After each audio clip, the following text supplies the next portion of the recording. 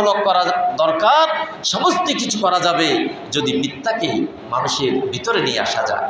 এই জন্য আল্লাহ তাআলা বলেন, তোমরা মিথ্যাকে বাদ দিয়ে সত্যের অংশীদার হয়ে যাও, এর অংশগ্রহণ তোমরা করো। কারণ ঈমান যদি হয়, ঈমান আর আসাসুহু আস-সিদক, ঈমানের মূল ভিত্তি হচ্ছে সত্যবাদী।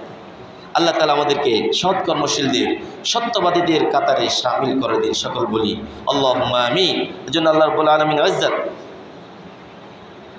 যত নবী আম্বিয়া আলাইহিমুস সালাম এসেছেন তাদের প্রত্যেককে সত্যবাদিতার ব্যাপারে, সৎ গুণাবলীর ব্যাপারে তাদের কি দিয়েছেন? নির্দেশ দিয়েছেন।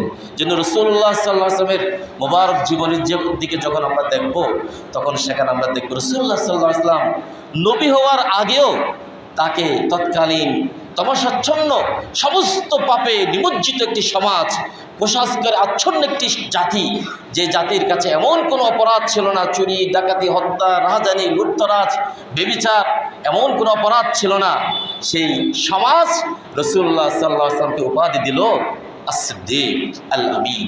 তিনিই সত্যবাদী, তিনিই বিশ্বস্ত। সুবহানাল্লাহ, সুবহানাল্লাহ বলবেন না? যে সমাজে রাসূলুল্লাহ সাল্লাল্লাহু আলাইহি ওয়াসাল্লামের নবী হওয়ার, তিনি 40 বছর বয়সে নবী হলেন, এই নবী হওয়ার আগে সমস্ত মানুষ কোনো কিছু আমানত রাখার প্রয়োজন পড়লে ধন সম্পদ, সোনা কড়ি, আরও মালামাল রাসূলুল্লাহ সাল্লাল্লাহু আলাইহি ওয়াসাল্লামের কাছে এসে রেখে দিত। কারণ এই লোক সত্যবাদী, এই লোক জীবনে একবার মিথ্যা কথা বলেননি। সুবহানাল্লাহ বলে।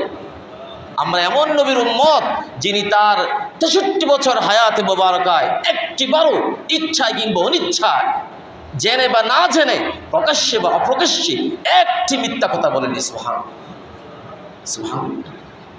তাহলে আমরা যদি সেই নবীর উম্মত হতে পারি, উম্মত হতে চায়, প্রকৃত আশিক রাসূল হতে চায়, সে নবীর সুপারিশ পেতে চায়, সে নবীর প্রেমিক হতে চায়, আমাদের ভিতরে মিথ্যা থাকতে পারবে?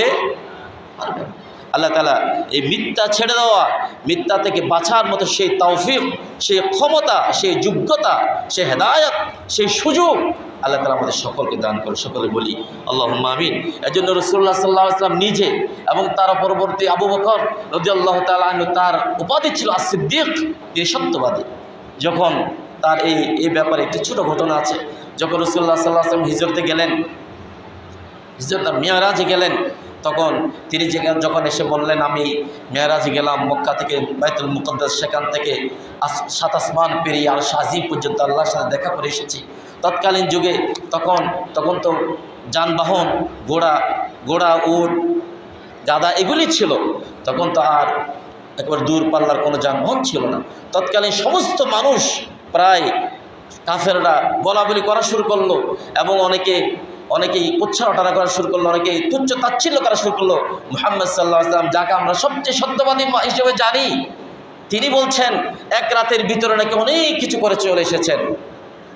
তার এরপরে আবু বকর রাদিয়াল্লাহু তাআলা পথ দিয়ে যাচ্ছিলেন, কাফেররা ধরলো, বলে, আবু বকর, তোমার ছোটকাল থেকে বন্ধু, তুমি যাকে সবচেয়ে বেশি বিশ্বাস করো, তোমার এ প্রিয় বন্ধু, সে আজকে এসে বলছে এক রাতের ভিতরে নাকি এই করে এসেছে। সপ্ত আসমান সফর করে, লা সামান লা মাকান পেরিয়ে, সিদরাতুল মুনতাহা পেরিয়ে, আরশ আজিমে গিয়ে আল্লাহর সাথে সাক্ষাৎ করে দুনিয়া আখিরাতের সমস্ত কিছু দেখে এসেছেন। মক্কা থেকে বাইতুল মুকাদ্দাসে সেখানে গিয়েছেন, সেখানে সমস্ত আম্বিয়া আলাইহিস সালামদেরকে সাথে নিয়ে 2 রাকাত নামাজের ইমামতি করেছেন। আবু বকর, তুমি বলো, এগুলো কি একজন মানুষের পক্ষে সম্ভব?